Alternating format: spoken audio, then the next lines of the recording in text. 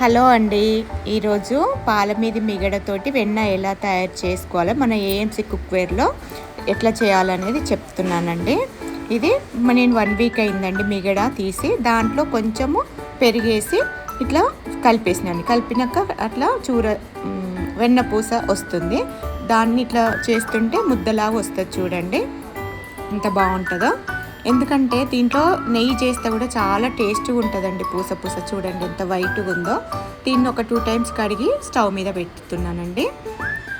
పెట్టిన తర్వాత ఇది మంచిగా ఈక్వల్గా స్ప్రెడ్ అయ్యి మంచిగా నెయ్యి తయారవుతుంది. ఎలా తయారవుతుందో చెప్తున్నాను. ఇప్పుడు స్టవ్ మీద మూత పెట్టి 98 వరకు పెట్టేసుకోవాలండి. పెట్టుకుంటే ఇంకా కథం 98 వచ్చిన తర్వాత బంద్ చేసుకుంటే నెయ్యి అనేది తొందరగా ఆగిపోతుంది అన్నట్టు.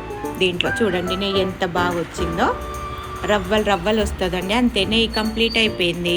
నాకు 1/2 kg వరకు వస్తుందండి 1 వీక్ మిగడతోటి. చూడండి ఎంత బాగుందో, తొందరగా అయిపోతుందండి. దీంట్లో ఏఎంసీ కుక్కర్లో ఈజీ ప్రాసెస్ అండి.